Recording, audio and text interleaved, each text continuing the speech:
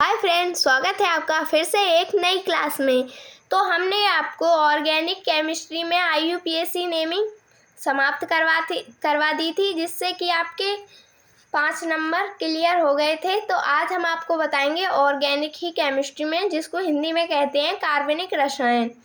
कुछ महत्वपूर्ण टॉपिक बताएंगे जो कि आपके पेपर में आ सकते हैं। मतलब ये ज़्यादा महत्वपूर्ण नहीं है, लेकिन कभी कभी ऐसा टाइम होता है कि जो महत्वपूर्ण नहीं होता है वही पेपर में पूछा जाता है। तो इस वजह से मैं आपको ये वाला टॉपिक बता रही हूँ। लेकिन ये आपको जो ऑर्गेनिक केमिस्ट्री में जो कंपाउंड होते हैं उनके लिए ये आपको हेल्प करेंगे ये वाले टॉपिक। जैसे कि इसमें पहला टॉपिक दिया गया है हाइड्रोकार्बन। क्या है इसमें? हाइड्रोकार्बन। तो इसमें पहले ये जानते हैं हाइड्रोकार्बन कहते किसे, होता क्या है। जैसे कि एक जगह हाइड्रोजन है और कार्बन है। मैं आपको यहाँ पर बता रही हूँ, ये पेन में पता नहीं क्या हो गया।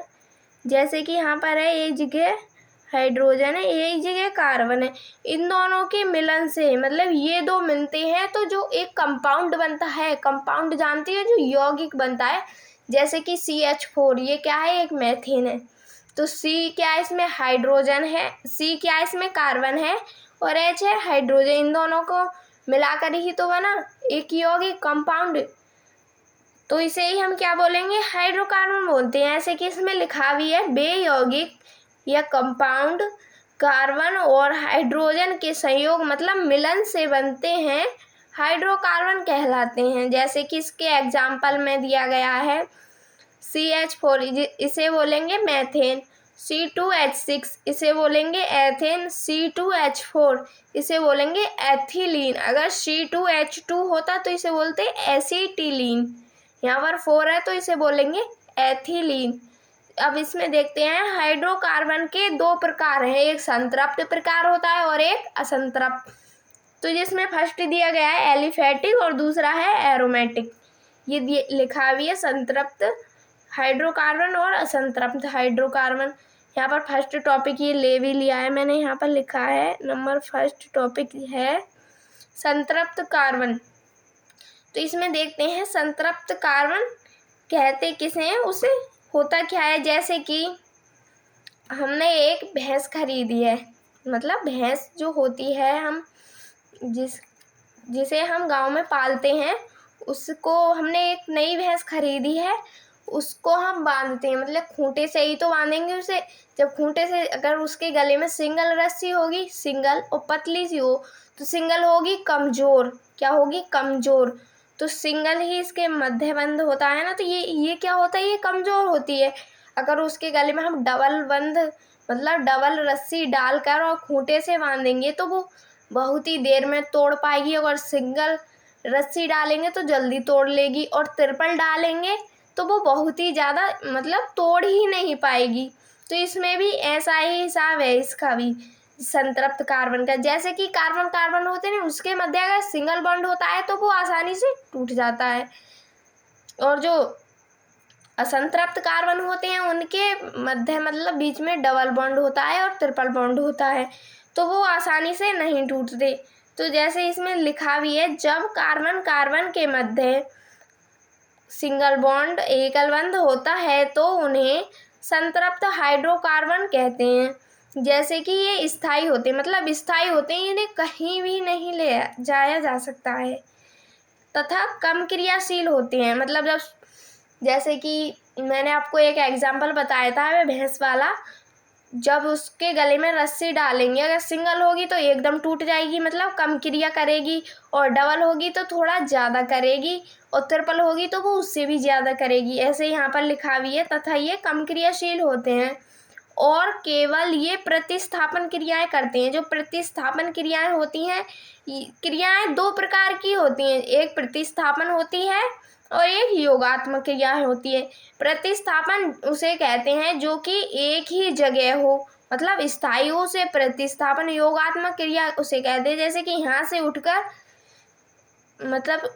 उठकर एक तत्व दूसरी जगह जाता है, जैसे कि NaBr निकल जाता है अलग, उसे कहते हैं योगात्मक। तो क्या है यहाँ पर दिया गया है, ये प्रतिस्थापन क्रियाएं देती हैं।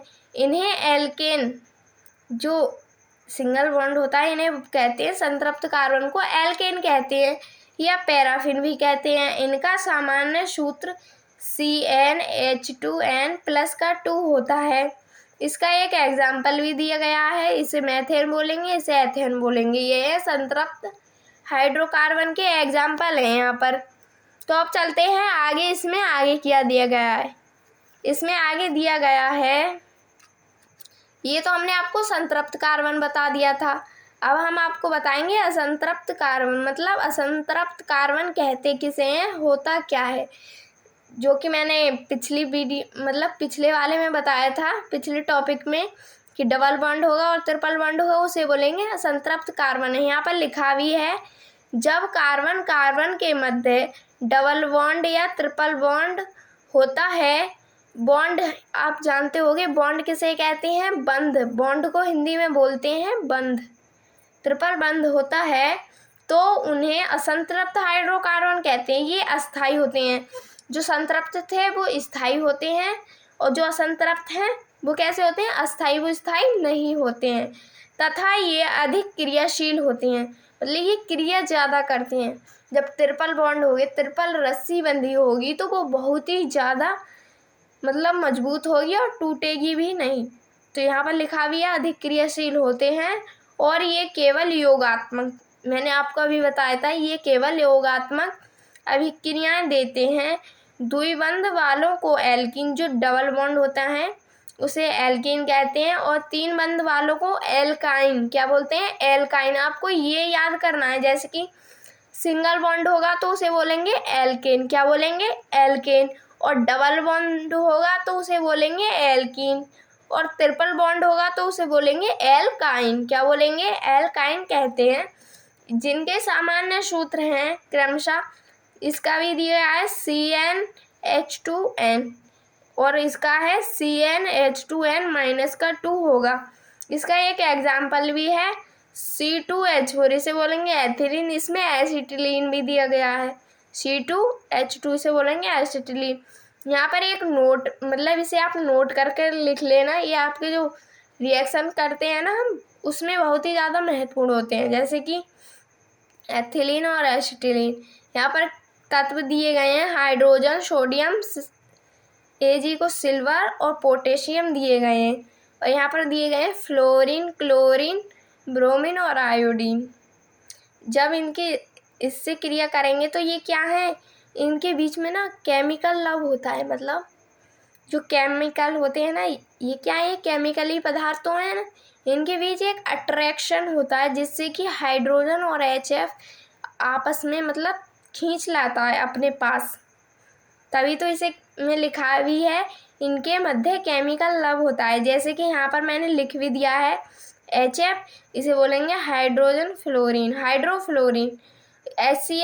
HCl को बोलेंगे हाइड्रोक्लोरिक अम्ल, HBr को बोलेंगे हाइड्रोब्रोमाइड, HI को बोलेंगे हाइड्रो आयोडाइड, NaCl को बोलेंगे सोडियम क्लोराइड। ये आपको दिख नहीं रहा होगा, ये देखो यहाँ पर लिखा है, NaCl को बोलेंगे सोडियम और क्लोराइड, इसको बोलेंगे सोडियम ब्रोमाइड, इसको बोलेंगे सोडियम फ्लोरीन, इसको बोलेंगे सिल्वर क्लोराइड, इसको बोलेंगे K और Cl है ना, इसको बोलेंगे पोटेशियम क्लोराइड, इसको बोलेंगे पोटेशियम ब्रोमाइड, इसको बोलेंगे पोटेशियम फ्लोरीन, इत्यादि होते हैं। इन्होंने इसको अपने पास खींचा, अट्रैक्ट किया।